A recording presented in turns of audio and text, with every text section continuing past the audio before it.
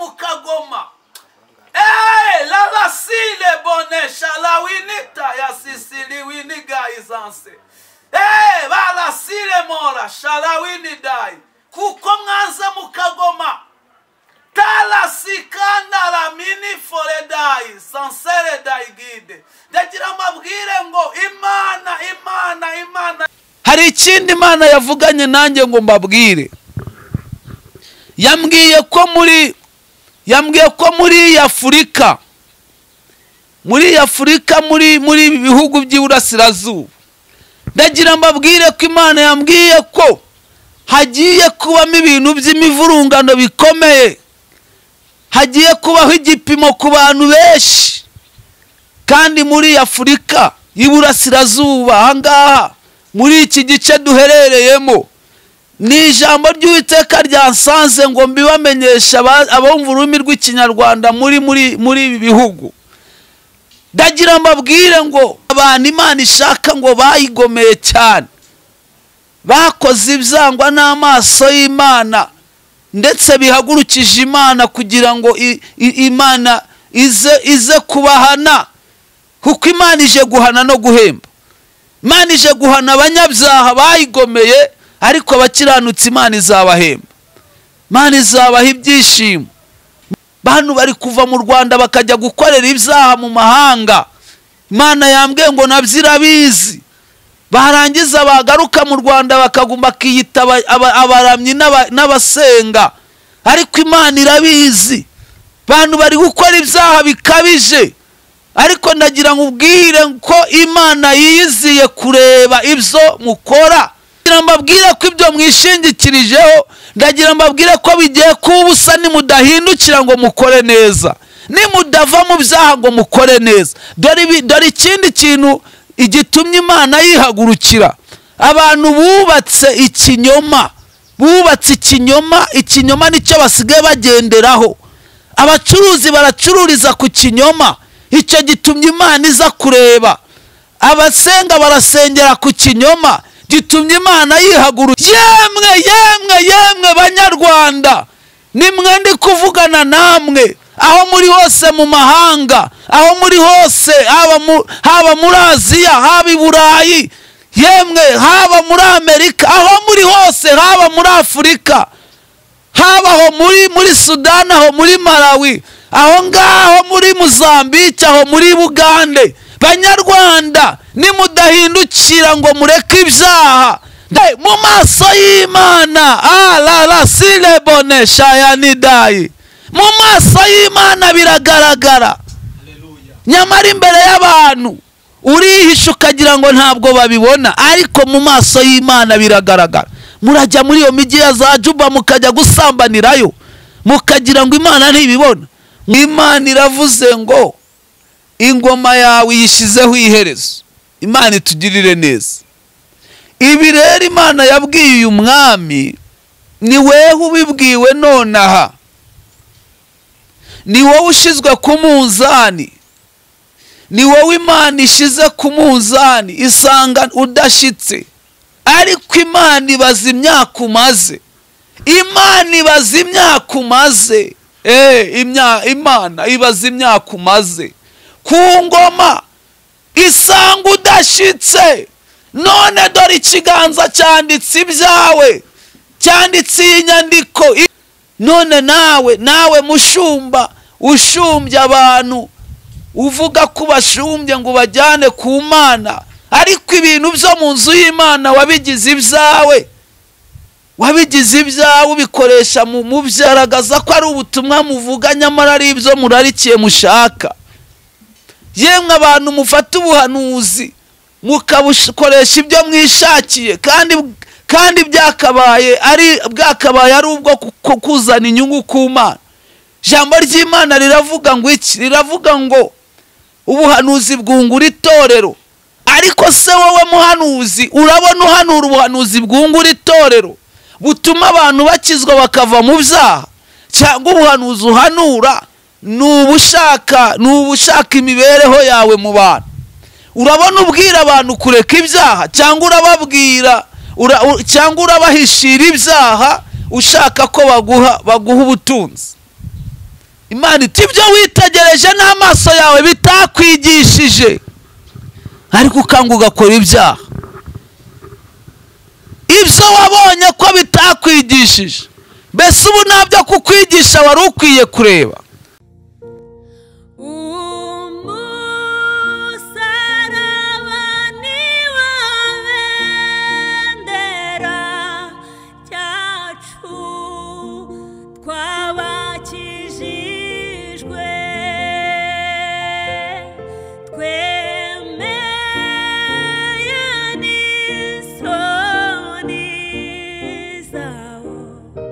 Kandi mwifurize amahoro y'Imana wo dukunda kandi bakurikira ibiganiro byose bica ku Musaraba TV. Kavuga ngo neza y'Imana nibane naye kandi umugisha w'Imana ukomeye ndetse n'abawe bose.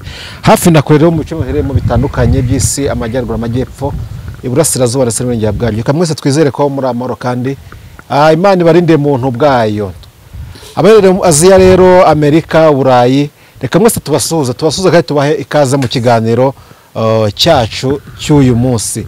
Twizere ko mumeze neza rero kandi ubuntu bw'Imana kibarinze. Hano natwe turaho n'akabeho kenshi cyane n'umuyaga n'imvura bivanze, ariko byose amwe bifatanyiriza hamwe kutuzanira ibyiza.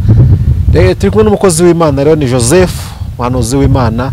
Imana irimo gukoresha imirimo idasanzwe muri ino minsi, mu gihe navuga ko kigoye mu gihe cya nyuma. Joseph, uraho neza? Turaho, turashima Imana. Amakuru ni meza. Urakomeye? Turakomeye. Kutuje cyane Jose? Hari n'akabeho urabyumva, utuzana ngombwa. Ahubwo akabeho karakubasha? Karambasha. Joseph, tumaze iminsi twakubuze, bimeze bite? Maze iminsi mwarambuze, ariko maze iminsi njya no kwa muganga kubera nari ndwaye. Niyo mpamvu nyine ntabonetse, ariko ndashimira Imana ko ngarutse. Uburwayi bumeze bute? Uburwayi nubwo bumeze nabi ariko Imana irandinze. Kwa muganga ndacyajyayo, ntabwo ndavurwa ngo nkire. Harabura iki ngo ivurwe ukire? Harabura operasiyo yo kumbaga mu mutwe. Ikibazo kiri mu mutwe? Ni ikibyimba kiri mu mutwe. Ese basi bavuga ko bashobora kukibaga kigakira? Bazakibaga gikire. Muganga yambwiye ko hazakira nta kibazo. Kuko nta kanseri irazamo, nta kanseri irimo. Imana ishimwe. Ni ikibyimba gusa. Nagize ngo na kanseri mo tugiye kukubura. Oya, ntayo. Imana yarabyanze kugira ngo mbe nyikorera. Ibyo byose uzakira kandi ndabyizeye cyane, kandi nabo duteze amatwi muri kano kanya baragukunda. Buranuza gusoza uri butangana nimero yawe telefone kugira ngo nihagira umva hagira n'icyo agutera cyangwa se agufashamo inkunga mu kugira ngo uyivuze kubaga iki kibyimba cyo mu mutwe, ari buze kubikora. Reka tubwire abantu ngo batega amatwi uri buze cyangwa manzi utanga nimero ya telefone yawe ubundi ukoresha kugira ngo dukomeze ikiganiro. Nimero yanjye ya telefoni ni 0788 23 6 5 Iyo ngiyo ikayibaruye kuri Habimana Joseph. Umuntu wumva rero yagutera inkunga kugira ngo ujye kwivuza kuko ufite operasiyo, yanyuza kuri iyo numero ibaruye kuri Habimana Joseph. Siko bimeze cyangwa hari undi baruyeho? Yibaruye kuri njye nta kibazo. Katwizere ko bizagenda neza. Ibyo byose tuzahura ubutaha turi kuririmba indirimbo cyane. Si byose? Cyane rwose. Ndizeye Imana. Maze tubwira ibintu byo kwizera, nizere ko nanjye ndayizeye. Igihe cyageze kujya gitubwiriza nawe bikore ko kandi abantu bavuga ngo baragukunda, nabwo kirageze kugira ngo bakoreke ko bagukunda koko. Yego. Ariko nzi ko bizagenda neza. Ariko bitari uburwayi bwo bumeze neza, ubugingo ni buzima. Ubugingo ni buzima. Uburwayi bw'urumva ko kurwara nyine ni ibisanzwe mu mubiri, ariko imbere ni hazima. Imana ishimwe. Wowe dukurikiye muri kano kanya rero ni Joseph Habimana tugiye kuganira naye muri kano kanya. Hari umuntu wambwiye ko yakubuze kuri telefone, ibyo byose nari aduteza amatwi. Nyabona Joseph, ngo ufite ikibazo cyo kugenda ukora telefone cyane? Ntabwo ari ukuyikuraho. Telefone mfite niko imeze, igira ntabwo ibona amarezo keshi, kandi ikindi nyine nibwo bushobozi bwayo, nizo mbaraga ifite. Nizo mbaraga ifite. Ntabwo navuga ko ari ikindi ni imbaraga zayo. ibyo byose abantu bahoraga barekama ngo barakubuze njyaro wamamagambwa ko yakubuze inshuro nyinshi cyako naho igihe nagwa magenda kubona nabikubwiye ariko ibyo byose bizagenda neza ubutaha. Turakwakira kandi tugwaye ikaze mu kiganiro cyacu cy'uyu munsi. Murakoze cyane. Iyi minsi uri kwibona ute Jose? Iyi minsi n'abandi barabona ko itoroshye ariko ibishyimbo bireze. Imana irimo gutanga imvura, ibishyimbo nubwo byapfuye ariko ibigori bizera. Kandi ibirayi bireze byaramanutse kugura make. Kugura make? Ubu umuntu rwose ufite ibiceri 350 ari kurya ibirayi. Kugeza aho ngaho se? Nese uri kuvuga ko iminsi ari mibi ushingiye ku kandi ibyo bihari? Ni mibi. Ndumva ari myiza.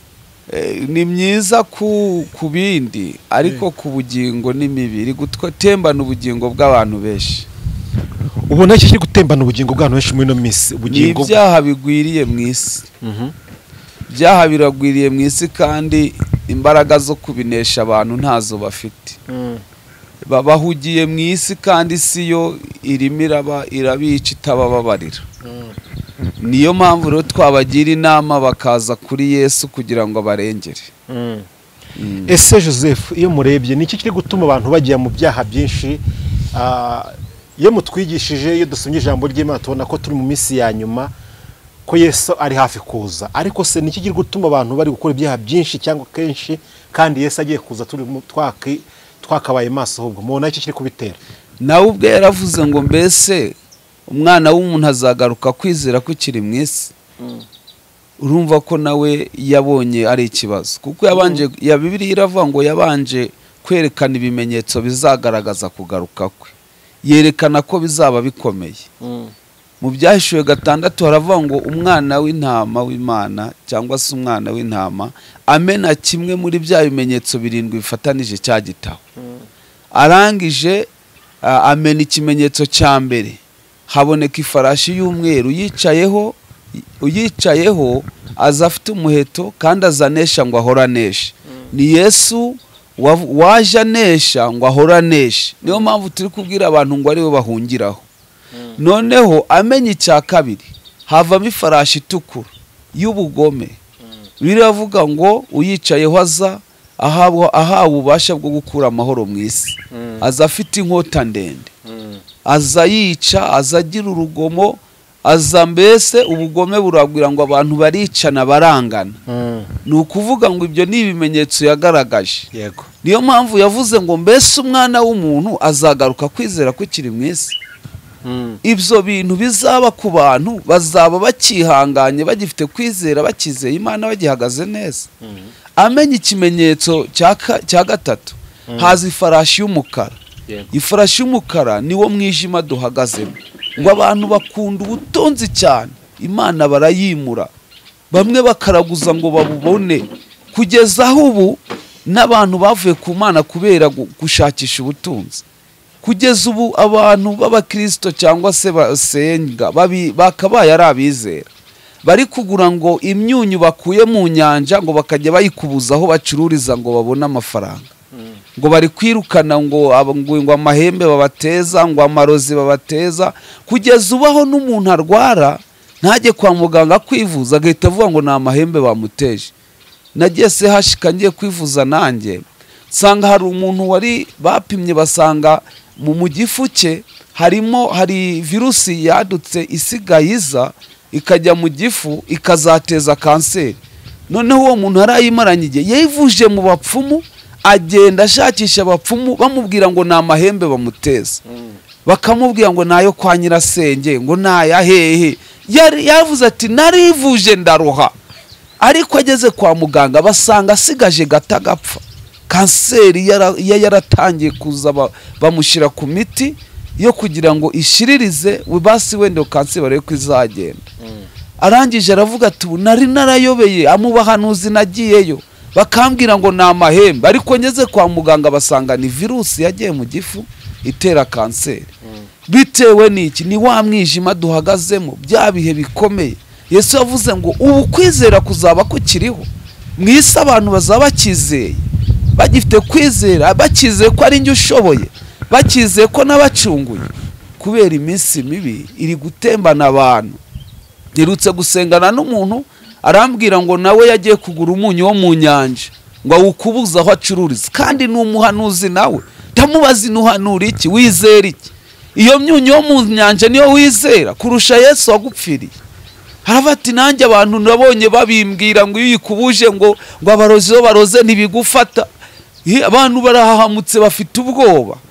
Kubera iki? Turi mu isi, tugeze muri ya farashi y'umukara itegeka abantu gushaka ubutunzi. Utemeye gusinyana na y'amasezerano ntabwo uzabona ubutunzi. Nutemera gushoka ngo ukore ibyaha, ubutunzi ntabwo uzabubona.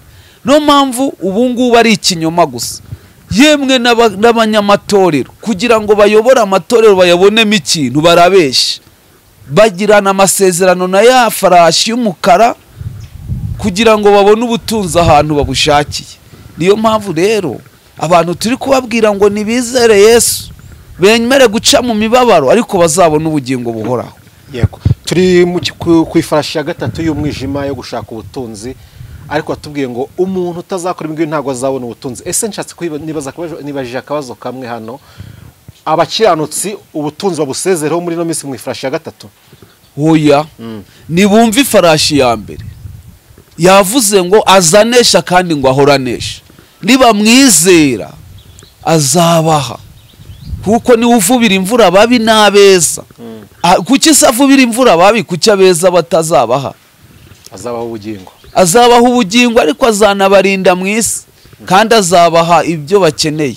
Biravuga ngo nimusabe muzahabwa, mushake muzabona. Nesesheje ko turi no minsi turimo abantu bubaha Imana cyangwa se abakozi Imana, abantu basenga, urabona benshi bari mu buribwe. Ko n'umuntu uvuga amen uyu munsi ejo akayisubiramo biragoye. Icyo ndi kuvuga uri kucyumva. Ko n'umukozi w'Imana uryo uyu munsi ko abyifuza ejo akangiye akarya uko abyifuza biragoye. Ariko utizera arakora icyo yifuza arakibona, neshe yongeza ikindi, ejo yongeza ikindi. Ni ya farashi ndi kubabwira y'umukara ibahata. None kubera iki nyine ibyo bintu by'abizera bitari kurama? Niyo haje bizari Imana ntibimare kabiri, kandi basenga Imana ikora imirimo n'ibitangaza, aho sivyo biri gutuma bajya gushaka iyo myunyu kugira ngo bafate ibya Satani birama. Ntabwo ibya Satani birama barababesha, ahubwo nyine Satani aragushuka ariko afite inyuma inyundo yo kukwica. Nta kindi rero Satani agambiriye ni ukugira ngo arimbure ubugingo bw'abantu. Ahubwo abantu bakwiriye kumenya, bakwiriye kuba maso kugira ngo ubugingo bwabo budasigara. None kubera iki abizera batari kwishima iminsi yose? Uyu munsi ejo ararira, ejo bundi agira agahenge ayongera arire. Ninde urwaye, ninde wapfushiye, ni umwami munyamasengesho, ninde waburaye no munyamasengesho, ninde basoye imunsi no munyamasengesho. Kubera iki biri kuza mubera cyane? Oya, nuko abera Satani abereka ko bikomeye kugira ngo bayoboke inzira ye. Ariko ubundi tugeze mu bihe bikomereye abantu bose, abizera n'abatizera. Ahubwo Satani abizera impamvu bo abereka mu ruhande rwabo ko ari bo bikomeye, ni ukugira ngo abone uburyo abayobya. Ariko ubundi mu ruhande rw'isi Yesu yagaragaje ko muri icyo kimenyetso cya gatatu azaba ari ibihe bikomereye abantu bose bazashaka ubutunzi, ariko mu buryo bw'imibabaro bibakomereye, bakabukurikira Satani abahata. Kandi abantu Satani ahata, murabizi abantu bagiye bakorera Satani bakaterekera bakaraguza, nta mahoro yo mu byaha. Iyo umuntu aterekera, Satani aramubwira ngo shaka ihene kandi ntayatunze. Satani akamubwira ngo tanga umwana wawe ukunda umutangemo igitambo ubone kubaho, tanga umugore wawe, tanga umuryango wawe. Ubwo se urumva iyo mikorere ya Satani ni abantu babona ko ari mizima? Yego, biragoye, ntago ari mizima. Ariko ndi kwibaza mu ifarashi ya gatatu y'umwijima, umukiranutsi asenga ate? Umukiranutsi yitware gute? Cyangwa se umukiranutsi nibumva uko Bibiliya ivuga mu rwandiko rw'Abaroma rw'abaheburayo n'urw'abaroma birimo, ariko mu rwandiko rw'abaheburayo niyo nshaka kuvuga. Mu rwandiko rw'abaheburayo mu gice cyaho cy'icumi bazasoma aho ngaho umurongo uhereye ku murongo wenda wa 36 baravuga ngo kuko mukwiriye kwihangana kugira ngo nimumara gukora iby'Imana ishaka muzahabwa ibyasezeranijwe. Urumva icyambere umukiranutsi agomba kwihangana, akihanganira imibabaro, akihanganira ubuzima, akihanganira igiharimo, kugira ngo umunsi aza akora iby'Imana ishaka, kugira ngo nimumara kunesha muzahabwa ibyasezeranijwe n'ibihe. Ibyasezeranijwe n'ubugingo buhoraho. Ubwo mwisi mwisi bihangana, oya mwisi bihanganira imibabaro irimo. None humva ibikurikiyeho, haracyasigaye igihe kigufi cyane, uzaza ntabwo azatinda. Noneho rero umva iki, umukiranutsi wanjye, iyo ni Imana ivuze kuri bo, umukiranutsi wanjye azabeshwaho no kwizera, ariko nasubira inyuma umutima wanjye ntuzamwishimira. Ariko twebweho ntidufite gusubira inyuma ngo turimbuke, dufite kwizera ngo tuzakize ubugingo bwacu. Bivuze ngo rero amafaranga yabura, tuzizera Imana dukize ubugingo bwacu. Icyo ndi gushaka kubaza kugira ngo usobanurire abera baduteze amatwi cyangwa se abantu baduteze amatwi muri kano kanya, ese ubutunzi bw'isi, kubaho neza mu isi, abera ntago bibakwiriye, bakwiye kuba bihanganiye imibabaro nk'uko Kristo abivuze mu ijambo, ariko ibintu byo kuvuga ngo umunezero, ibyise kamvuga ngo ibyiza, imbuze by'isi mvugamo ubutunzi, mvugamo amazu meza, mvugamo abagore beza n'abagabo beza, ibyo ntago ari ibyabo. Oya, igende ku ijambo Yesu uvuze aho ngaho, nibihanganire imibabaro, hanyuma kwihangana imibabaro bazahabwa ikamba ry'ubugingo. Ariko mu isi tugende ku ijambo uvuze, ijuru ribakujeho. Oya, ntabwo ribakujeho, kuko ijuru ritegeka byose. Isi n'ibiyuzuye n'iby'Uwiteka, ubukira n'icyubahiro biriwe.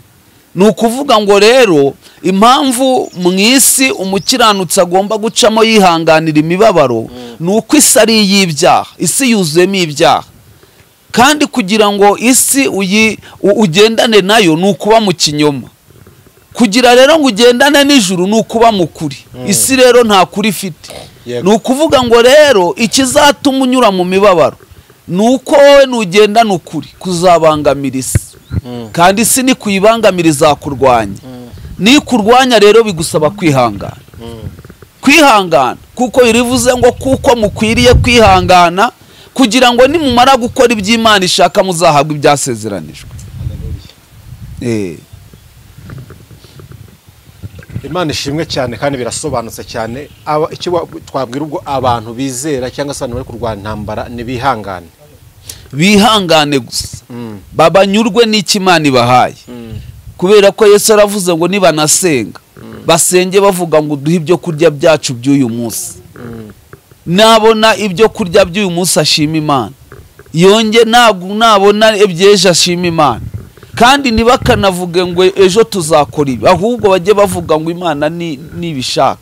Ese uko nguko bivuze ubona ariko abera cyangwa se abasenga bari kwitwara muri no minsi? Kuko nituzamura amaso tukareba turasanga ariho hantu habuze ikintu cyo kunyurwa.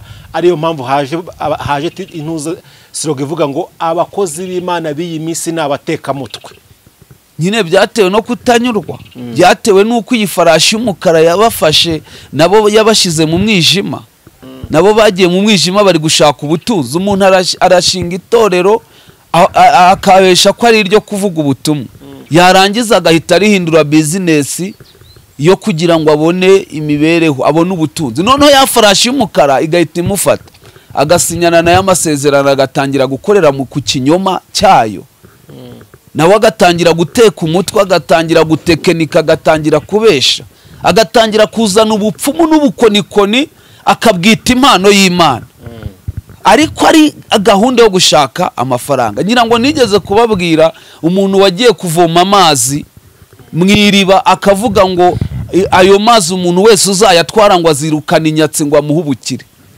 Abantu bakajya baza kuyagura, uri wese aramubwira ngo ajya azana bibiri. Abantu barenga 100, bibiri, arangije ashira amafaranga mu mufuka abapfunyikira amazi. ese ubwo ari utwaye amazi n'utwaye amafaranga utwaye by'agaciro ni mu ubwenge nzabareka ariko yageze ubwenge nyine bwo kurya amafaranga. niyo mpamvu turi kubwira abantu ngo bizere Yesu niwe nshuti nziza. Haje indi farashi y'igitare igajutse, noneho iki nacyo ni ikimenyetso Yesu yerekanye. Noneho uyicayeho we ngo yitwa Rupfu kandi nakuzima aramukurikiye. Iyi rero niyo iri kwica abantu, niyo ibamaze ibaroha ikuzimu. Ugasanga umuntu araririmba ariko yibera ikuzimu, arahanura yibera ikuzimu, arabwiriza ni pasitori ariko akorera ikuzimu. Ya farashi yitwa yicayeho Rupfu yaraje. Noneho icyambere ngo ibi uyicayeho Rupfu na kuzimu ngo bicisha abantu inkota, kandi bahabwa 1/4 cy'abantu batuye isi. Ngo babicisha inkota, babicisha urupfu, babicisha inzara, babicisha n'ibikoko byo mu isi. Erego ubu nta mahoro ari mu isi. Abantu nibashaka baze muri Yesu babona amahoro. Mu isi ho nta mahoro ari. Mahoro mu isi yararangiye, yarashize. Yarashize amahoro kuko isi yamaze ibimenyetso byose Yesu yavuze byamaze kugaragara. Dusigaje rimwe gusa tugataha impanda tukayumva. Niyo mpamvu abera bari bakwiye kwitegura bakaba maso, kuko umukwe agiye kuza gutwara umugeni. Kibazo nuko umugeni nawe atari maso, nta myambaro y'ubukwe yambaye. Yego, urakoze cyane, ariko birasaba ko buri muntu wese aba maso. Turi kusatira kwinjira mu gice cyacu cya kabiri. Joseph, mu bintu bimwe bituma abantu benshi barangara n'abakristo ugasanga babirangayemo n'ibintu bita iminsi mikuru.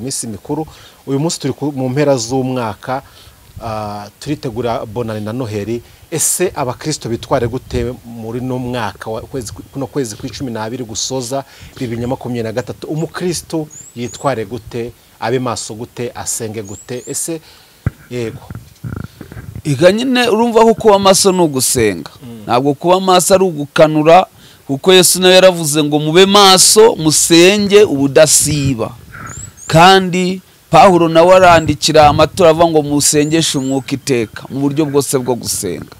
Bantu rero babe maso basenge kugira ngo batagwa mu moshi, kuko amoshi arahari. Amoshi arahari muri aya mezi asoza umwaka. Ubundi mu mwaka Satani ikuzimu bahiga imihigo. Vuga ngo n'abakristo bagakwiye kuba bafite imihigo, bagahiga bakavuga uyu mwaka tugomba kuwusoza tumva tubanye n'Imana neza, tukinjira mu wundi twinjiranyemo imbaraga nsha zizatuneshereza ibizawubonekamo. Kuko kwa Satani naho bari guhiga bati muri uyu mwaka tugomba kugira abo twisasira, tugomba kugira abo dutwara, tugomba kugira ibitambo tujyana. Ubu ngubu ikuzimu barimo barahiga ko uyu mwaka ugomba gushira ariko bagize abo bajyana. Niyo mpamvu n'abakiranutsi bagomba guhiga imihigo, bakabati uyu mwaka tugomba kurwana intambara nziza, tukawusoza Imana itwishimira, tukawusoza tuvugaho neza, tukinjirana mu wundi imbaraga. Umuntu akavuga ati muri uyu mwaka ni ibiki byanesheje, reka nanjye mfate icyemezo cyo kunesha ibi mbisezerere ntibizongere kugaruka. Yego, niba agize amahirwe akaba akiriho, nahiga umuhigo wo kubana neza n'Imana, Imana izamushyigikira. Reka tugushimira, urakoze cyane Joseph ku bisobanuro duhaye. Hano twari turi kuganira ariko tugana tunahugurana cyangwa tureba n'iby'iyi minsi. Reka twinjire mu gice cya kabiri cyacu kiba kirimo ubutumwa Imana yashyize ku mutima wawe, cyangwa se yashyize muri we kugira ngo ubutangarize abazadukurikira bose. Reka ngusabe usenge Imana, umara gusenga Imana ukunguka kuyobora urugendo kwa nguko. Ni karibu kadusenga Imana. Mana uri Data wa twese mwiza, turagushimiye kuduhaye uyu munsi uduhaye ari impano, kuko nta Mwuka Wera ama ibyo kuvuga. Mwami, kuko nubundi usanzwe udukoresha, ariko turagusabye ngo Mwuka Wera yimanukire yivugire, kuko avuze ko Mwuka Wera ari we mufasha wacu kandi uzadufasha muri byose. Niwe uzajya utumenyesha amakuru yose yo mu ijuru, niwe uzajya utwibutsa byose. Turasabye ngo Mwuka Wera abe muri iki kiganiro akiyobore, kandi imbaraga zawe arizo zihaboneka.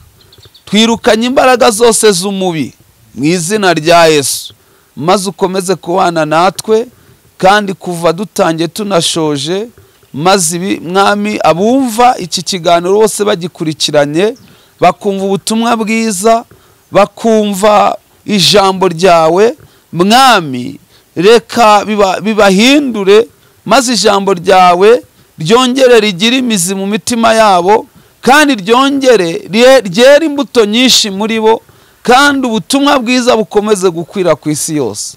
Dusabye mu izina rya Yesu Kristo, amen. Yesu ashimwe cyane. Reka dusome ijambo ry'Imana, turasanga muri Daniyeli, mu gitabo cya Daniyeli turasoma igice cyaho cya gatanu, uradusomera niba wahageze mu gice cya gatanu. Wahageze urasoma uhereye ku murongo waho wa 23, wahageze ugeze kuri 27. Iyo mirongo yose isome. Reka dusome mu izina rya Yesu Kristo. Daniyeli 5:23. Ahubwo wishyize hejuru ugomera Uwiteka Imana nyir'ijuru, bakuzana ibintu byo mu nzu yayo, kugira ngo wowe n'abatware bawe n'abagore bawe n'inshoreke zawe mubinyweshe vino, maze uhimbaza ibigirwamana by'ifeza n'iby'izahabu n'iby'imiringa n'iby'ibyuma n'iby'ibiti n'iby'amabuye bitareba ntibyumve ntibyitegereze, ariko Imana ifite umwuka wawe mu kuboko kwayo, nyir'ukumenya imigendere yawe yose, nturakayishimisha. 24. Nicyo gitumye itegeka ko icyo kiganza cyiza ikacyandikisha iyi nyandiko. 25. Kandi ibyanditse n'iby'ibi meni tekeri ufarisini. 26. Kandi bisobanurwa bitya, meni bisobanura ngo Imana imaze imyaka umaze ku ngoma yishyiraho iherezo. 27. Tekeri birasobanurwa ngo wapimwe mu bipimo ugaragara ko udashyitse. Imana itugirire neza. Amen. Amen. Imana ibahe umugisha cyane. Ndagira ngo aya magambo niyo nahawe n'Imana. Iyo nahawe n'Imana. Uyu ni umwami Berushazari, niwe ndagira ngo tubwire abantu ko ibyo byabwiwe uyu mwami Berushazari, uyu munsi atari Berushazari uri kubwirwa, ahubwo biri kubwirwa wowe ukurikiranye iki kiganiro. Ni wowe Imana yashize ku gipimo, none Imana isanze udashitse. Ni wowe Imana ishize ku munzani isanga udashitse. None iki kiganza cyandikiye wowe ko Imana ibaze imyaka umaze, ibaze igihe umaze uvuga ko uyikorera, imaze igihe umaze uvuga ko uyisenga, imaze igihe umaze, ibaza imyaka isanga nta cyiza. Uyu Berushazari yakoze amakosa akomeye cyane, bibabaza Imana, kuko yafashe ibintu byo mu nzu y'Imana abijyana iwe, arangije ngo arabikoresha, nyamara we n'abagore be barangije barabyikoreshereza, mbese iby'Imana babifata uko bashatse. Kandi Imana iravuze ngo Imana imuha umwuka wo guhumeka ntiyayitaho, ntiyayimenya, ntiyayishima, ntiyakora ibyiza, kandi Imana yo yamuhaye umwuka wo guhumeka. Imana itugirire neza. Nyamara ikiganza cyandika ku rusika ngo meni tekeri ofarasini, bisobanurwa ngo ingoma yawe ishizweho iherezo. Kandi Imana yabaze igihe umaze ku ngoma, isanze udashyitse, isanze nta cyiza wayikoreye. None Imana iravuze ngo ingoma yawe yishizeho iherezo. Imana itugirire neza. ibi rero Imana yabwiye uyu mwami ni wewe ubibwiwe nonaha, ni wowe ushizwe ku munzani, ni wowe Imana ishize ku munzani isanga udashitse. Uyu mwami yafashe ibikoresho byo mu nzu y'Imana, arangije arabijyana bikoresha iwe mu rugo, ndetse abitesha agaciro, abyambura agaciro kabyo arabikambura. Imana itugirire neza. None Imana igaragaje ibyo yakoze bibi, ko atigeze amenya yamuhaye umwuka wo guhumeka. Nyamara yaguhaye umwuka wo guhumeka niyo wakagombye kuba wubaha. Ntiwakagombye kuba wishira hejuru ngo wishirire hejuru ku cyo uri cyo, ahubwo wakabaye kuba umenye yaguhaye guhumeka. Nyamara benshi barapfuye urasigara. Babwire ko Nebukadinezari ise w'uyu mwami yari amaze igihe yarapfuye, kandi nawe ngo yigeze agera igihe, Nebukadinezari yigeze agera igihe ngo yumva yikomanze mu gatuza, ngo areba imidugudu yubatse, ngo areba ibikorwa yakoze mu gihugu, ngo areba amazu y'amagorofa yubatse. Arangije aravuga ngo ndakomeye, aravuga ngo njyewe ndakomeye, aravuga ngo njyewe Nebukadinezari maze kuba umuntu ukomeye. Aravuga ngo dore imidugudu nubatse ukuntu ingana, aravuga ngo dore iterambere maze kugeraho. Arangije Nebukadinezari ngo ibyo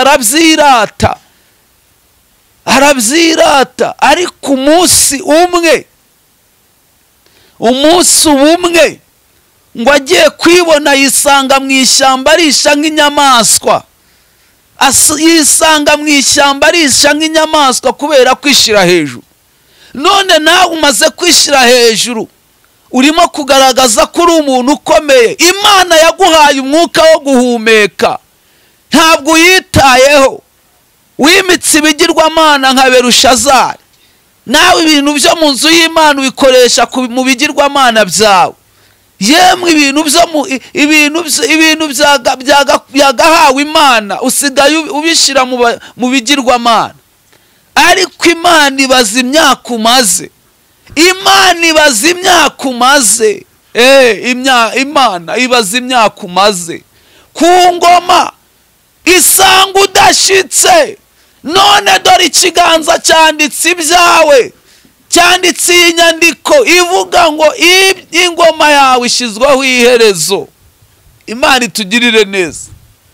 Nyamara Nebukadinezari ngo aravuga ngo yubatse imidugudu myinshi, yageze ku iterambere rikomeye, arangije yumva ko nta cyamushobora. Ariko umunsi umwe, nje kukubwira ko umunsi uzaba umwe, iminsi iba myinshi, yisanga mu ishyamba ari kurisha yaratonzweho n'urume, kuko umunzani wari wamaze kugera gupima ibiro bye.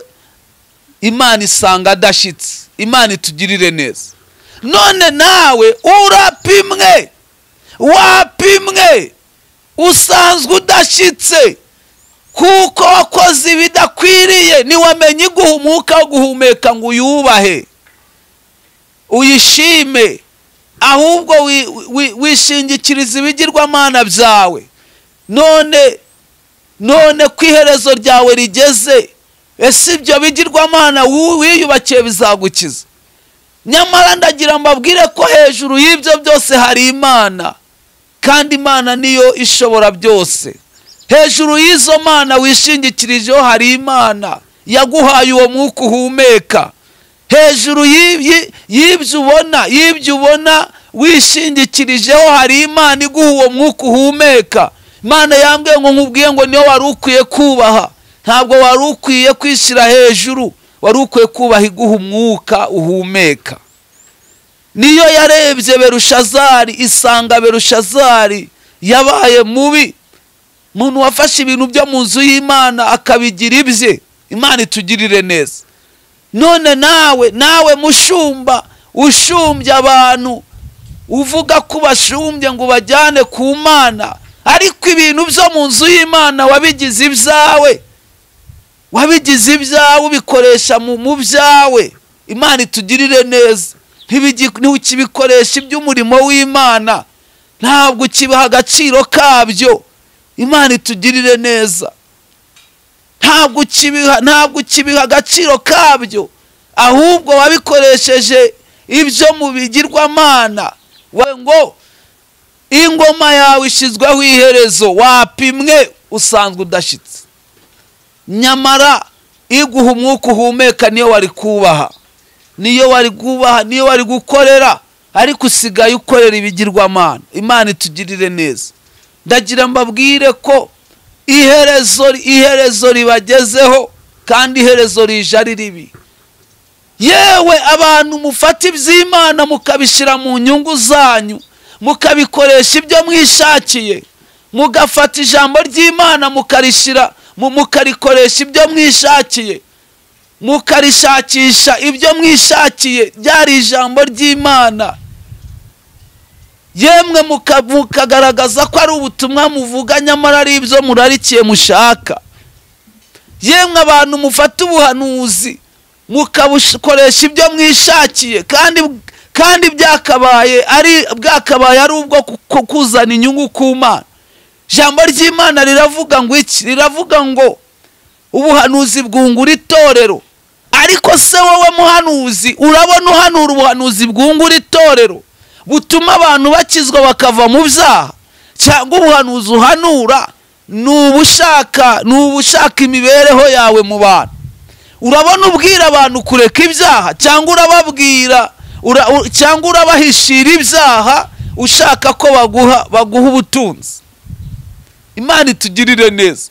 Bantu barimo baromora uruguma baruca hejuru.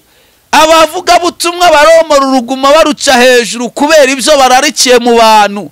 Niyo mpamvu ijambo ry'Imana rivuze ngo wapimwe, none usanzwe udashitse. Nicyo gituma iherezo rikugezeho ari ribi, kuko utigeze umenya iyaguhaye umwuka uhumeka. Nyamara iyaguhaye umwuka uhumeka niyo wagombaga kubaha, niyo wagombaga gushima, niyo wagombaga gukorera. Imana igushakaho, Imana ishaka gukora ibyo ishaka, nyamara ariko ukora ibyo wishakiye. Uyu Berushazari agomera Imana, agirira nabi aba mubi. Yafashe ibintu byo mu nzu y'Imana abikoresha ibyo yishakiye, abikoresha ibyo bitagenewe.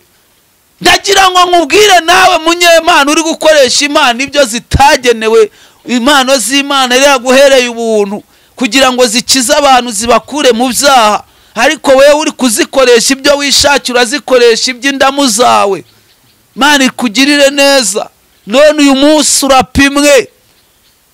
urapimwe, usanzwe udashitse, nyamara ikiganza kiranditse. Iyi nyandiko niyo yandikiwe. Iyaba waruzi ubwenge ukita ku iherezo ryawe. Iyaba waruzi ubwenge ukita ku iherezo ryawe. Iyaba waruzi ubwenge wakwita ku iherezo ryawe, kuko igihe kirageze ngo ibyawe bijye ahagaragara ku karubanda. Imana itugirire neza. Bibiliya ivuze ngo iki? Iravuze ngo wapimwe usanzwe udashitse. Imana itugirire neza. Ndagira mbabwire ko abantu bari gushirwa ku minzani. Iyi ni iminsi abantu bari gushirwa ku munzani kugira ngo Imana irebe gutungana kwabo. Yobu yaravuze ngo henga acirwe ku minzani iresha, hanyuma Imana irebe gutungana kwanjye. Ndagira mbabwire ko Imana iri kureba gutungana kw'abantu. Bahanuzi muhanura, Imana irabashira ku minzani kugira ngo irebe gutungana kwanyu. Bapasitoro bavuga butumwa, Imana irabashira ku minzani ngo irebe gutungana kwanyu. None uyu munsi irantumye ngo mbabwire ngo mwapimwe, none musanzwe mudashitse. Niyo mpamvu mwandikiwe uru rwandiko ruvuga ngo ingoma yanyu ishyizweho iherezo. Imana itugirire neza. Ingoma yanyu ishyizweho iherezo. Hari ikindi Imana yavuganye nanjye ngo mbabwire. Yambwiye ko muri Afurika muri Afurika, muri bihugu by'iburasirazuba. Ndagira mbabwire ko Imana yambwiye ko hagiye kubamo ibintu by'imivurungano bikomeye, hagiye kubaho igipimo ku bantu benshi, kandi muri Afurika y'iburasirazuba ahangaha muri iki gice duherereyemo, ni ijambo ry'Uwiteka ryansanze ngo mbibamenyesha abumva ururimi rw'ikinyarwanda muri ibi bihugu. Ndagira mbabwire ngo ibyo ngibyo mubyitegure, mube maso, kuko iyo mivurungano izatembana abantu benshi, ariko abazaba maso bakarinda ubugingo bwabo, Imana izabarokora. Imana izarokora ubugingo bwabo. Imana itugirire neza. Ijambo riravuze ngo wapimwa usangwa udashitse, kandi iyo mivurungano ngo izaba igambiriye ahantu hamwe Imana ishaka. Imana itugirire neza. Hano Imana ishaka, hari abantu Imana ishaka ngo bayigomeye cyane, bakoze ibyangwa n'amaso y'Imana, ndetse bihagurukije Imana kugira ngo Imana ize kubahana, kuko Imana ije guhana no guhemba. Imana ije guhana abanyabyaha bayigomeye, ariko abakiranutsi Imana izabahemba. Imana izabaha ibyishimo. Imana itugirire neza. Dore hazabaho itanura ryaka nk'umuriro, kandi abibone bose n'inkozi z'ibibi bazasha bahinduka ibishingwe, bazamera nk'ibitariho, ariko abakiranutsi bazakinagira, bazamera nk'inyana zivuye mu ruhongore. Yemwe izuba ryo gukiranuka rizabarasira, ariko nkubwire ko abibone n'inkozi z'ibibi bazahinduka ibishingwe. Imana itugirire neza. Dore ikintu kigiye gutuma Imana yiyizira Imana yabwiye Aburahamu igihe yasabiraga Isodomu n'i Gomora, ngo arimo kuvuga ngo Imana nirebe ko hari abakiranutsi ihababarire. Imana iramubwira ngo nisanga bariyo ndahababarira. Ariko Imana iravuga ngo ubwo gutaka kw'abarega Sodomu na Gomora ndamanuka ndebe, kandi ndareba ko ibyo baharega ari ukuri. Ningerayo ndabimenya. Imana ije kureba ko ibyo barega ari ukuri. Imana itugirire neza. Ese ibyo bakuvugaho ntari ukuri, aho ibyo amakuru yawe ni meza, Imana yitegereje ibyo Berushazari akora isanga ari bibi, Imana imanuka ije kumuhana. None nawe wakoze bibi, Imana imanutse ije kuguhana. Imana iravuga ngo ndamanuka ndebe, kubera ko ibyo bakora nanjye nimanuka ndabimenya. Ndagira ngo ubwire ko abantu ushobora kubukora ibibi batabizi, ariko Imana yirabizi. Bantu bari kuva mu Rwanda bakajya gukorera ibyaha mu mahanga, Imana yambwiye ngo nabyo irabizi. Barangiza bagaruka mu Rwanda bakaguma bakiyita abaramyi n'abasenga, ariko Imana irabizi. Bantu bari gukora ibyaha bikabije, ariko ndagira ngo ubwire ko Imana yiyiziye kureba ibyo mukora, kandi Imana irabizi. Imana irabizi kandi irahagurutse, kubera uburakari bw'Uwiteka bubyukirijwe ubugome no gukiranurwa by'abantu bashikamiza ukuri gukiranirwa kwabo. Bantu bamaze kuzura ubutinganyi mu gihugu, bamaze kuba batinganyi, bamaze kuba bibone, ariko ibyo bitumye Imana ihagurukira kubahana. Uru rwandiko ni mwebwe rwandikiwe. Meni tekero parasini bisobanurwa ngo urapimwe, wapimwe, ariko usanzwe udashitse. Imana itugirire neza. Ndagira ngo mbabwire ko abantu ngo bari kuva hano mu Rwanda bakajya gukorera ibyaha mu mahanga yo hanze, iyo muri Sudani, muri iyo migi bakajya gukorerayo ibizira, bakajya kwicuruzayo, bakakorerayo uburaya, bakagirirayo ubugome, aho abantu bakurikirana abandi bagiye bakajya kubagomera, bakajya kubasanga bamaze kuba abagome, bamaze kuba bicanyi, bamaze kuba abarozi, bamaze kugira ubutekinisiye bwinshi bw'ibyaha, ariko ndagira mbabwire ngo ibyo mukorera mu bwihisho byose Imana yarabibonye. Imana yarebye Nebukadinezari ari kwiyogeza ngo yarigize igihangage, yumva ngo nta muntu wamukoraho, ngo yarakomeye yabaye umukire, ngo afite ubutunzi, ngo afite ibintu byinshi, ngo amaze kuba umuntu w'icyamamare. Ariko hashize umwanya muto yisanga mu ishyamba yaratonzweho n'urume. Ndagira mbabwire ko ibyo mwishingikirijeho, ndagira mbabwire ko bigiye kuba ubusa nimudahindukira ngo mukore neza, nimudava mu byaha ngo mukore neza. Dore ikindi kintu igitumye Imana yihagurukira. Abantu bubatse ikinyoma, ikinyoma nicyo basigaye bagenderaho. Abacuruzi baracururiza ku kinyoma, icyo gitumye Imana iza kureba. Abasenga barasengera ku kinyoma, gitumye Imana yihagurukira. Yemwe yaba mu nzego zose barakorera ku binyoma gusa, abantu barakorera ku binyoma. Mani tugirire neza, bize gukoresha ibinyoma. Ariko ndagira mbabwire ko Bibiliya iravuga ngo nimumenye ukuri niko kuzaba batura. Nimumenye ukuri muve mu byaha Imana ibakize, ariko nimutareka ibyaha mukaguma mu binyoma, ndagira mbabwire ko mugiye guhura n'ibikomeye kandi ishano rizabagwira. Ndagira mbabwire ko iherezo ribi ribagezeho kubera ko mwimitse ibyaha, mwimitse ikinyoma. Nimwamenye ibaha umwuka muhumeka ngo muyubahe, Imana ibaha guhumeka nimuyubaha. Imana itugirire neza, Imana idufashe, Imana idufashe. Mwubatse ibigirwamana bari byo mukorera.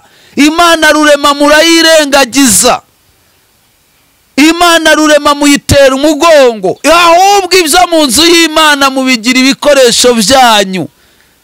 Amatorero, abanyamatorero, abanyamadini muyagira bizinesi, ibyakabaye ibyo mu nzu y'Imana mubikoresha ibyanyu. Mubinywesha ibikombe byo mu nzu y'Imana. Berushazara abinywesha vino yiwe mu rugo. Imana itugirire neza. Ibikombe byo mu nzu y'Imana bari byo akoresha serivisi zo mu bigirwamana. Yemwe Banyarwanda, nimwe ndi kuvugana namwe, aho muri hose mu mahanga, aho muri hose, haba muri Aziya, haba i Burayi, yemwe haba muri Amerika, aho muri hose, haba muri Afurika, haba aho muri Sudani, aho muri Malawi, aho ngaho muri Mozambique, aho muri Bugande. Banyarwanda, nimudahindukira ngo mureke ibyaha, ndagira mbabwire ko uru rwandiko nimwe rwandikiwe, Imana yabashyize ku munzani, iravuze ngo isanze mudashitse.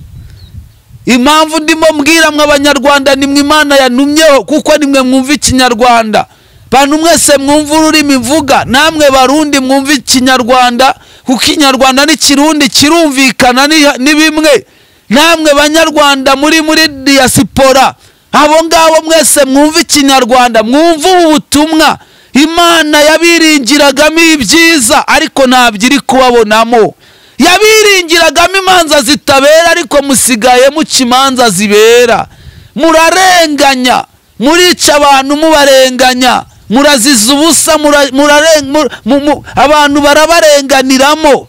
Imana itugirire neza. Murarenganya imfubyi, murarenganya abapfakazi, mutinge na rugero, murarenganya abantu.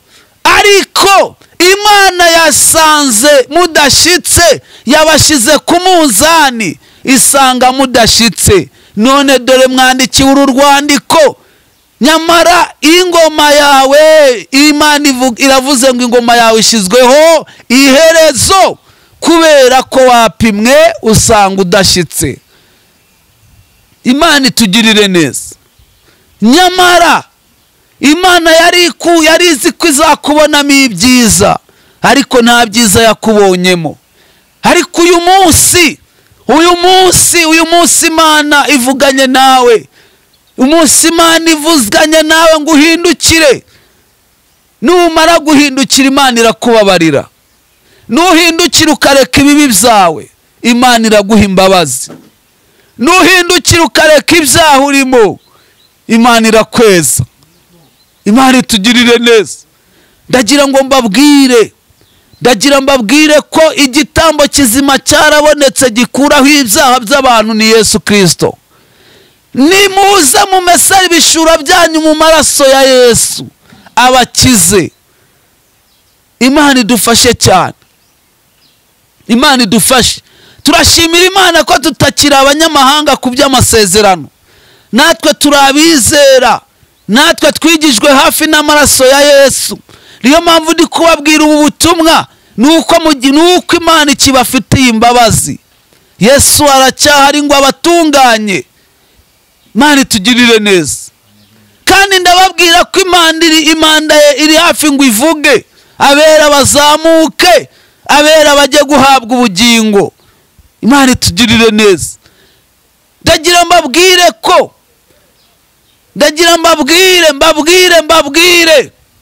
hariho abagabo babiri Bibiliya ivuga ko babayeho ari abana ba Adamu na Eva. Hariho uwitwa Kayini hakabaho n'uwitwa Abeli. Abeli yari umukiranutsi, Kayini ari umunyabyaha. Mpamvu Kayini ari umunyabyaha ni iki? Yari yuzuye ubugome mu mutima we. Abeli kuki bivuga ko yari umukiranutsi? Abeli nta bugome yagiraga mu mutima we. Imana abanyarwanda mbabwire kureba mu mutima izi ibyo utunze muri wowe.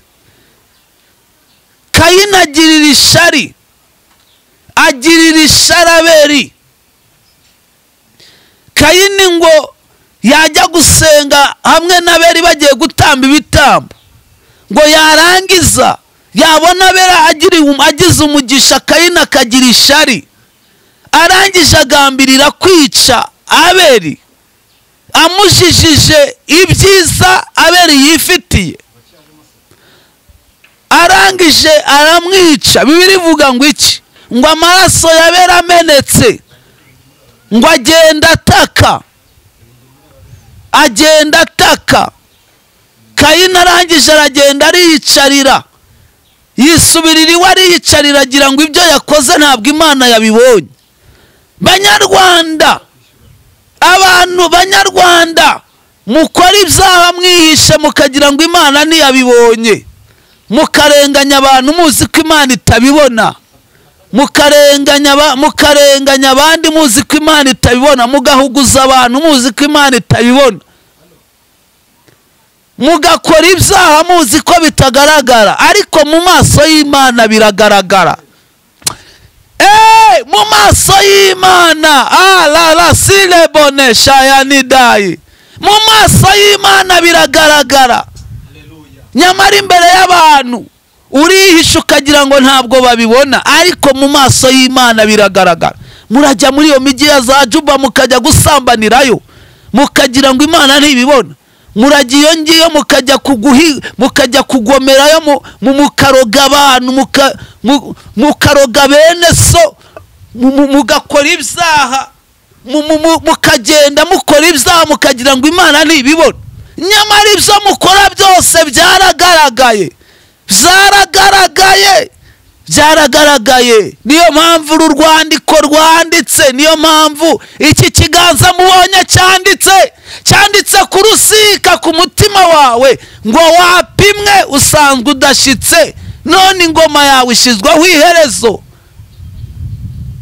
Kayini arangije kwica Abeli aragenda aratuza, yumva ko Imana itabibonye.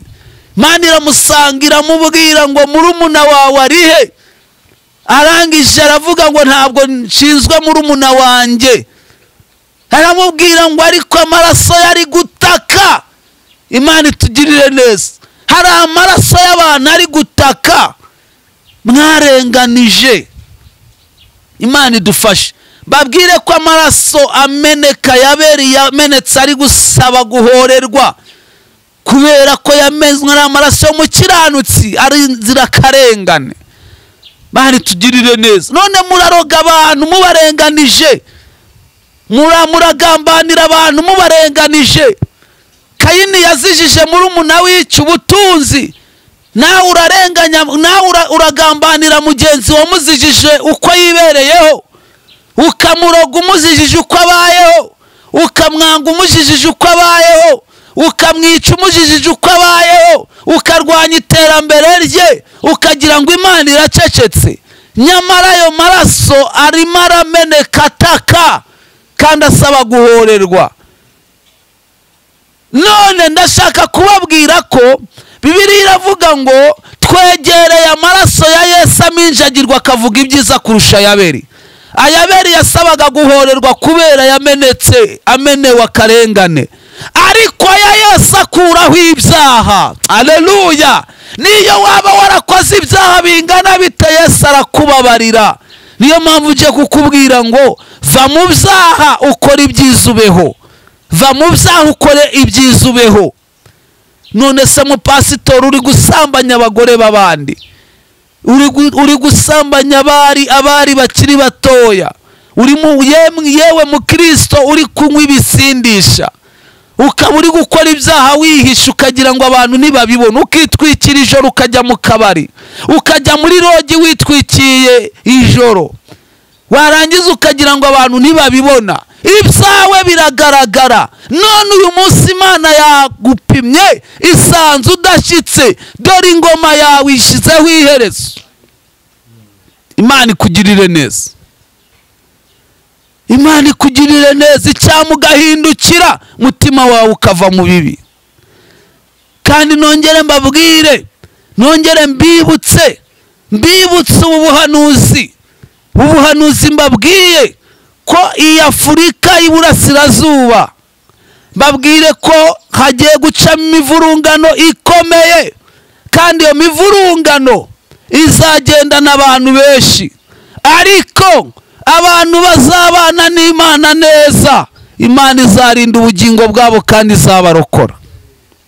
Imana itugirire neza, Imana izarinda ubugingo bwabo kandi burokore. Kandi mbabwire ko Imana yabyemeye, Imana yabyemeye, Imana yemeye ko bibaho kugira ngo abantu benshi bajye ku munzani, abantu benshi bajye ku gipimo. Imana itugirire neza. Yewe Berushazari we, yewe wowe umeze nka Berushazari, yewe wowe umeze nka Kayini, yewe wowe umeze nka Nebukadinezari, wowe urimo wiyogeza mu gatuza, ukumva ko ukomeye, ukumva ko wagezeyo, ukumva ko ufite imbaraga, ukumva ko ntawaguhangara, ukumva ko yemwe uri umuntu w'umusitari ukomeye. Nawe urapimwe kandi usanzwe udashyitse. Yewe wowe umeze nka Kayini, wowe uri kwishyira hejuru, wowe wuzuye ubugome bwo kugirira nabi abantu, wowe uhiga abantu ngo ubagirire nabi, wowe urenganya abantu ukabarenganyiriza ubusa.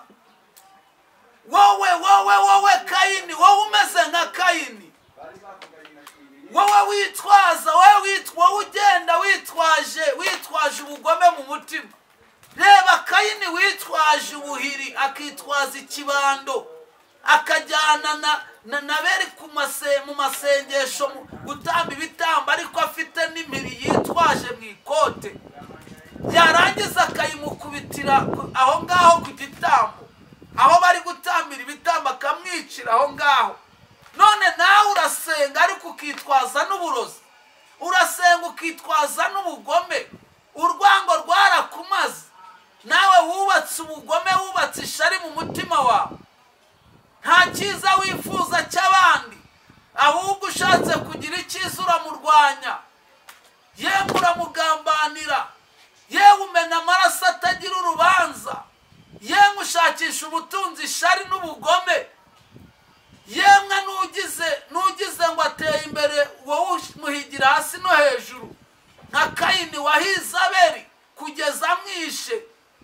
Ariko Imana irangije yaramusanze iramubwira ngo dore ibyaha biritugatugira ku rugi rw'umutima wawe, wari ukwiye kubitegeka. kandi Imana irabizi, Imana irabimenya. Imana itugirire neza, Imana ikugirire neza. Imana ikugirire neza icyaha ugaca bugufi, ukareka kwishyira hejuru, ukareka ubugome umaranye igihe, ukareka kurenganya abantu, ukareka kwica abantu bazize ubusa, ukareka kurenganya abantu, ukareka ibibi byawe, ukareka kuvanga ibyo mu nzu y'Imana ngo ubihindure bizinesi yawe, ubihindura iby'iwawe mu rugo. Kubabarira, Imana irashaka kukurokora, Imana irashaka kugukiza, Imana irashaka kuguha ubuzima. Hindukira ureka ibyaha, Imana ikugirire neza. Cyangwa ukabyumva, Berushazari yabyumvishijwe nuko Imana imuhannye, Nebukadinezari se umubyara nawe nuko. Ese kuki Nebukadinezari yahanwe n'Imana ariko Berushazari ntarebe ngo bimwigishe? Nshuti yanjye, kuki ibyo wabonye bitakwigishije? Kuki ibyo witegereje n'amaso yawe bitakwigishije ariko ukanga ugakora ibyaha? Ibyo wabonye ko bitakwigishije, mbese ubu ntabyo kukwigisha wari ukwiye kureba? Muri iki gihugu twanyuze mu mateka y'ibintu bikomeye kandi byinshi, ariko kuki bitabigishije? Twabonye ibihe bibi twabinyuzemo, ko bitakwigishije ngo ureke gukora ibyaha. Twanyuze mu bihe bigoye, ariko ko bitakwigishije ngo bikwereke ko ukwiye wowe kumvira Imana. Imana iguha uwo mwuka uhumeka, kuki utayubaha cyangwa ngo uyumvire, ahubwo ugafata ibyo mu nzu y'Imana ukabikoresha ibyo mu bigirwamana byawe? Imana ikugirire neza. Ariko ijambo ry'Imana rivuze ngo iki? Rikugezeho riravuze ngo wapimwe, usanzwe udashyitse, none dore ingoma yawe ishizweho iherezo. Niba wamaze kumva ubu butumwa ukaba wumvisha ushaka guhindukira ngo uve mu bibi, ngiye nanjye kugusengera mu kanya. Ahasigaye nawe uce bugufi.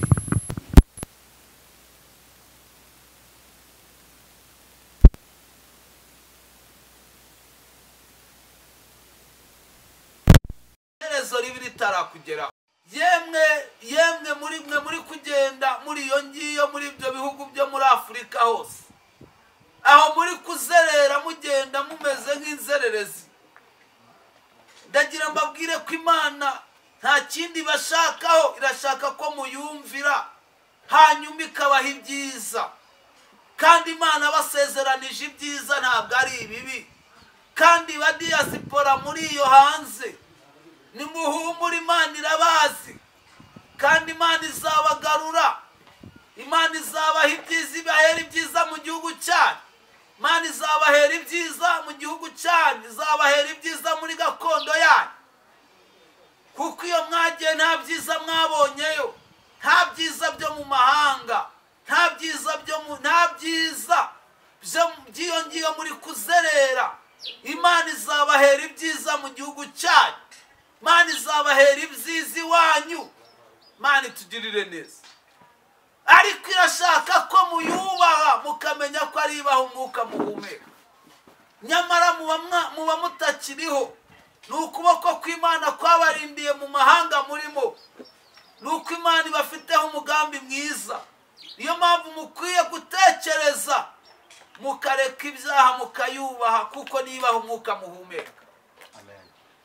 Ndagira mbabwire ko iki gihe ba Berushazari bakoreshaga ibikoresho byo mu nzu y'Imana ibyo bishakiye. Bari baranyaze Abisiraheli, barabajyanye mu bihugu byabo by'i Babuloni, barabanyaze. Iki gihe harimo benshi bayobotse ibigirwamana byaho. Namwe muri iyo mu mahanga harimo benshi bayobotse ibigirwamana by'iyo ngiyo, harimo benshi babipfukamiye, harimo benshi batacyubaha Imana, harimo benshi batakimenya Imana, harimo benshi bahabiye mu bibi. Ariko ndagira ngo mbabwire ngo Imana ivuganye namwe ngo nimuhindukire, muve mu bibi, mukore ibyiza. Imana ibagambireho kubagirira neza. Imana itugirire neza. Namwe banyarwanda muri mu gihugu, nimureke ibigirwamana, mureke ibishushanyo, mureke inzangano, mureke ubugome. Banyarwanda, nimureke kugirirana nabi, ahubwo muhindukire Uwiteka, mumwubahe, mumukorere. Ubaha umwuka muhumeka, ariwe mwubaha, ariwe mukuri, ariwe mukorera. Mureke gukoresha ibintu by'Imana mu bitagira umumaro, mureke gukoresha ibintu by'Imana mu byo bitagenewe. Mureke kwitwaza izina ry'Imana ngo mukore ibibi, mureke kwitwaza ijambo ry'Imana ngo mukore ibibi, mureke kwitwaza ubuhanuzi ngo mukore ibibi, mureke kwitwaza ko muri abapasitoro ngo mukore ibibi. Mwe kwivanga n'abanyamahanga ngo mwivange n'isi. Yemwe namwe mutarakizwa, Imana irashaka ko mukizwa mukamenya ukuri, mukareka ibigirwamana, mukareka gusenga ibishushanyo, mukareka ubutinganyi, mukareka ibyo biyobyabwenge mubamo, mukareka ibyo bishushanyo mwubakiye, mukava mu bibi mugakora ibyiza. Imana izabagirira neza nimuyubaha, nimumenye ko ari yibaha umwuka muhumeka, izabarinda ibyago. Ariko mbabwira nimuguma gukora ibibi, ibyago bizabageraho. Imana itugirire neza. Nimuhindukira mugakora ibyiza, Imana izabagirira neza. Ariko kuko mwanga mukagoma, dore inkota y'Uwiteka izabarya. Kuko mwanze mukagoma, la lasile bonesha la winita ya sisili winiga izanse. Balasile mora shalawini dai. Kuko mwanze mukagoma, tala sikanda la mini fore dai sansere dai gide. Ndagira mabwire ngo Imana yarebye uburyo mwabwiwe igihe kirekire, ndetse Imana agiye yigarura kenshi, yagiye ishaka kubahana kenshi, ariko ikigarura abantu bagasenga Imana igagira imbabazi. Ariko uyu munsi mwaranze muragoma, mwaranze mukora ibibi, ndetse murarenga mukora ibibi, isi yose murayizenguruka mukora ibibi, ndetse yemwe mugira urugomo. None uyu munsi Imana irahagurutse, dore Imana irahagurutse, dore Imana irabahagurukiye, dore ikiganza cyanditse ku rusika, dore Imana yabapimye, yasanze mudashitse, dore ikiganza cyanditse ku rusika rw'imitima yanyu, iherezo ribi ribagezeho. Icyakora ni mwiyarura, umuntu wiyarura akareka ibyaha, ukuboko k'Uwiteka kuzamurinda. Haleluya. Umuntu wiyarura akareka ibyaha, ukuboko k'Uwiteka kuzamurinda. Ariko uwanga wese akagoma, inkota y'Uwiteka igiye kumurya vuba. Imana ibagirire neza. Murakoze cyane. Yego. Kandi icyo mbasabye ku butumwa mwumvishe nuko muhindukira mukareka ibi mukabona ibyiza. Kandi umuntu wiyarura akava mu byaha, ukuboko k'Uwiteka kuzamurira. Reresile moneta uburaho iburayi, ukuboko k'Uwiteka Imana iravuze ngo kuzakurinda. Uburi hano mu gihugu, ukuboko k'Uwiteka kuzakurinda. Niwiyarura ukareka ibibi, nyamara ibyago bigiye kuza bizagusiga amahoro, kuko Uwiteka azakurinda, azakurindisha amaboko yakomeye. Imana izakurindisha amaboko yayo akomeye. Imana nibaho umugisha. Amen, amen. Reka tugushimire Joseph, nawe Imana iguhe umugisha ku kiganiro cyiza utugejejeho. Imana iguhe umugisha mwinshi cyane. Reka tugusabe tugane ku musozo, nta kintu najya.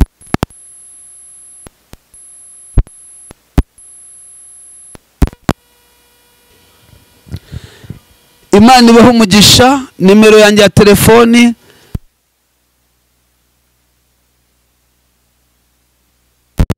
ashaka kutubwira, yemwe muri kugenda muri iyo ngiyo muri ibyo bihugu byo muri Afurika hose, aho muri kuzerera mugenda mumeze nk'inzererezi, ndagira mbabwire ko Imana nta kindi bashakaho, irashaka ko muyumvira. hanyuma ikabaha ibyiza. Kandi Imana basezeranije ibyiza ntabwo ari ibibi. Kandi ba diaspora muri iyo hanze nimuhumure, Imana irabazi kandi Imana izabagarura.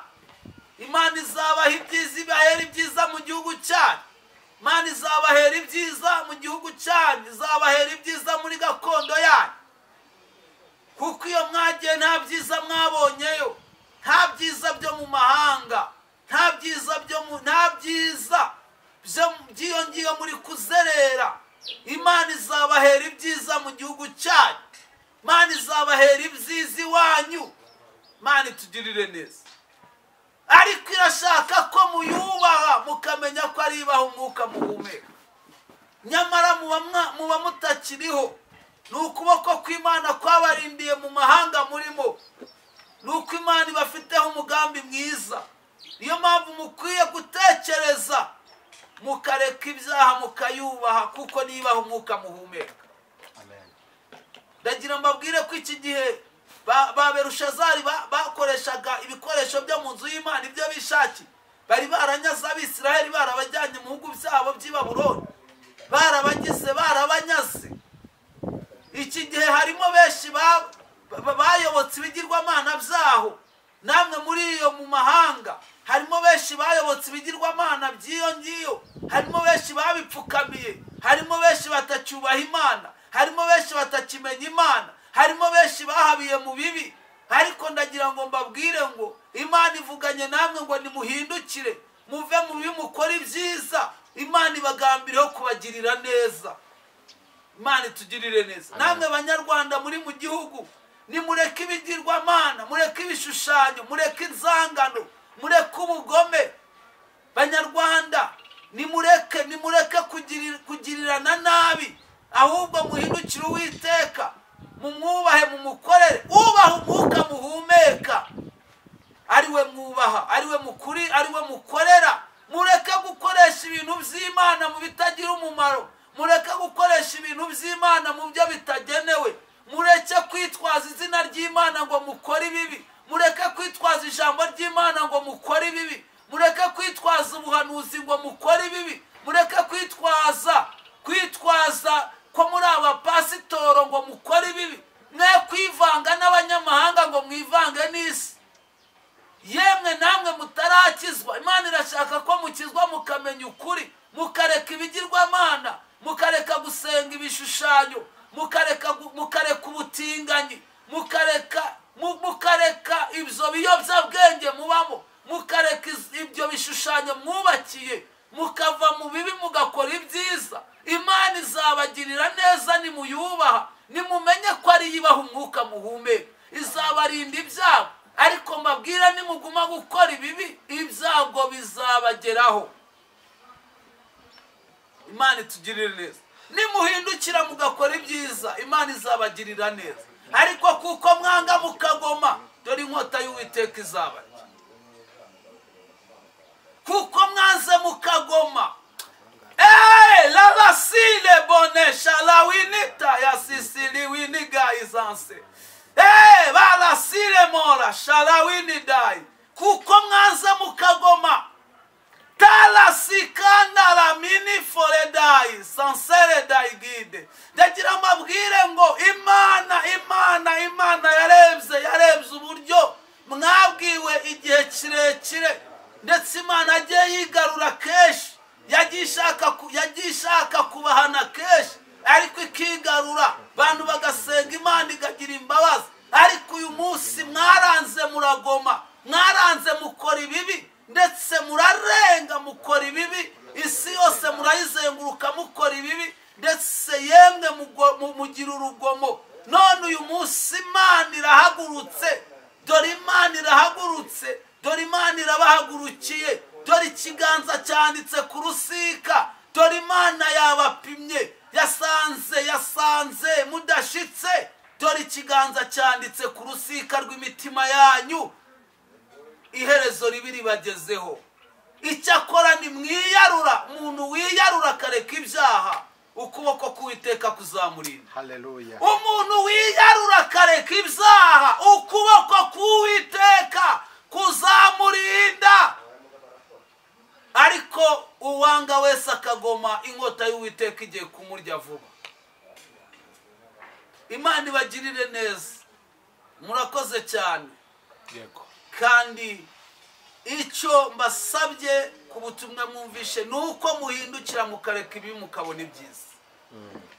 Kandi umuntu wiyarura akava mu byaha ukuboko k'Uwiteka kuzamurira. Rerasile moneta uburaho iburayi ukuboko k'Uwiteka Imana iravuze ngo kuzakurinda. Uburi hano mu gihugu ukuboko k'Uwiteka kuzakurinda. Niwiyarura ukareka ibibi, nyamara ibyago bigiye kuza bizagusiga amahoro, kuko Uwiteka azakurinda. Azakurindisha amaboko yakomeye. Imana izakurindisha amaboko yayo akomeye. Imana nibaho umugisha. Amen, amen. Reka tugushimire Joseph, nawe Imana iguhe umugisha ku kiganiro cyiza utugejejeho. Imana iguhe umugisha mwinshi cyane. Reka tugusabe tugane ku musozo, nta kintu najya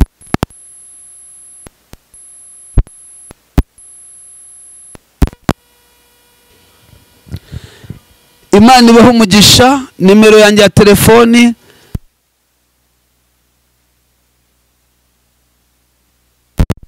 ashaka kutubwira fasha ni 078 23 666 533 078 23 666 533. Imana ibaho umugisha. Amen. Senga Imana. Reka dusenga Imana. Mana data wa twese, turagushimiye kuvuganye natwe mu magambo akomeye, maze ubwo ibyago bizagwira isi, iyi Afurika igahura n'ibibazo ndetse ikagira ibyago bikomeye, abantu benshi bakabonabona, ndetse ntihagire igihugu kigira impunzi zihungira mu kindi ngo bikunde, kubera ibyago n'amakuba azaba yagwiriye isi.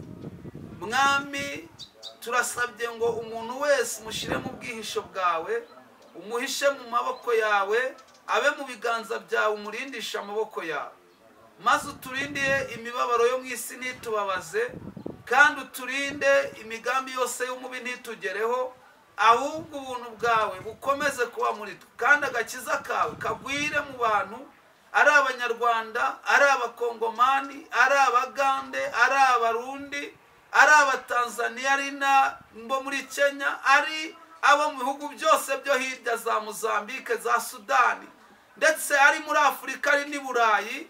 Mwami, reka agakiza kawe gashingemo imizi, maze abantu bakizwe bamenye ukuri, kuko ukuri uravuze ngo niko kuzatubatura, maze abantu nibamenye ukuri kubabature, kandi ubarindire mu buntu bwawe, kandi ubarinde ibyago byo mu isi, ubashyire mu mahoro yawe. Turagushimiye rero, komeza ugire neza ubwoko bwawe, kandi ubaha amahoro aho babuze amahoro yabahe. Kandi Mwami, nta handi dukura amahoro ni mu gakiza kawe, nta handi tuyakura, nta kindi gitanga amahoro, ni wowe uyatanga. Ngaho rero twemerere tube muri wowe, kandi utwemerere dusenge n'abatarakizwa, ubemerere ubahe agakiza kugira ngo babone ubwihisho. Urakoze rero, komeza ube muri twe, tuyobore, dusabye mu izina rya Yesu Kristo. Amen. Imana iguhe umugisha.